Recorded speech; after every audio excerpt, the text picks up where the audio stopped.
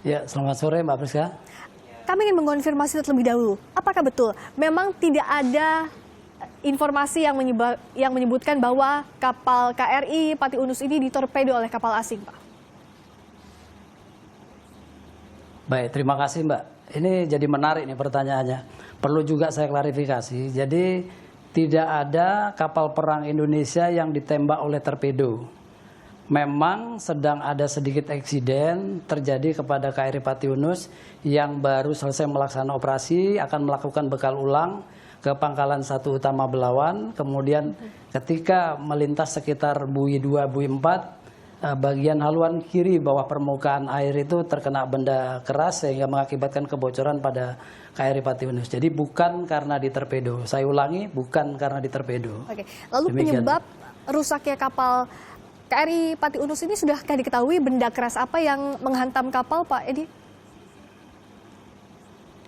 Sampai sekarang belum diketahui secara persis. Namun demikian kalau itu merupakan karang tidak ada, karena di peta tidak ada. Biasanya kalau karang itu biasanya sudah terpetakan oleh TNI AL. Namun demikian karena itu tidak terpetakan, kemungkinan bangkai kapal. Oke. Lalu bagaimana dengan proses penarikan KRI Pati Unus di perairan Belawan saat ini? Apakah sudah bisa dilakukan, Pak Edi? Kalau proses penarikan belum, karena sampai sekarang sebagian badan kapal masih tenggelam. Sekarang sedang proses pengapungan sehingga kapal bisa diangkat ke permukaan.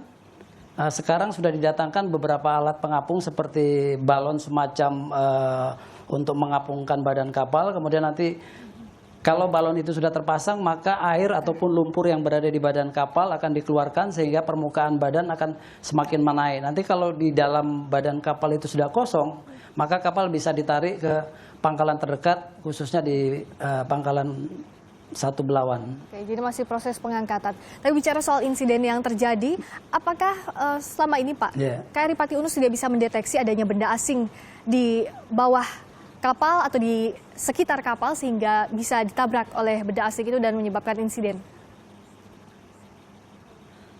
Seharusnya bisa terdeteksi, tapi mungkin ketika itu pesawat kan tidak mungkin operasional selama 24 jam. Mungkin ketika itu pesawat sedang on off begitu, ada pas ketemu benda itu. Tapi hasil penyelidikan sementara belum bisa diketahui ya Pak, apa yang memang atau objek apa yang memang menyebabkan kecelakaan kapal ini? Ya kemungkinan besar bangkai kapal, kemungkinan besar. Kalau torpedo atau bahan peledak kecil kemungkinan. Kebetulan di sana juga perairan dangkal. Oke. Dengan KRI Pati Unus yang saat ini kondisinya rusak, apa pengaruhnya terhadap pertahanan dan keamanan tanah air saat ini, Pak? Karena KRI Pati Unus salah satu kapal yang diandalkan juga, alutsista yang diandalkan juga oleh tanah air, Pak. Secara signifikan tidak ada. Jadi khususnya TNI Angkatan Laut di dalam mengoperasikan unsur-unsur KRI-nya di dalam menjaga wilayah yurisdiksi Indonesia membagi ke dalam 3 bagian. Sepertiga untuk kesiapan operasi, sepertiga untuk standby, sepertiga untuk pemeliharaan. Jadi kalaupun sekarang KRI Pati Unus sedang proses evakuasi bisa digantikan oleh unsur yang lainnya. Jadi secara signifikan tidak ada pengaruhnya. Tapi KRI Pati Unus ini apakah bisa digunakan kembali dengan kondisi yang rusak saat ini, Pak Edi? Kalau dilihat sampai dengan kondisi sekarang, kebetulan bagian mesinnya kan masih berada di atas permukaan, kemungkinan sangat besar masih bisa dipakai. Untuk pengangkatannya, untuk penarikannya, kita tahu perairan Belawan merupakan pelabuhan yang cukup sibuk. Ada lalu lintas kapal penumpang, barang maupun lalu lintas internasional. Apa antisipasinya Pak agar nanti penarikannya tidak mengganggu jalur lalu lintas yang ada di Belawan? Kalau itu bisa diatur karena sudah ada sah bandar yang mengatur lalu lintas kapal sehingga nggak ada masalah. Oke, baik. Dan untuk pengamanan di wilayah Natuna tidak ada dampak signifikan dengan kecelakaannya kapal perang Republik Indonesia ini ya Pak?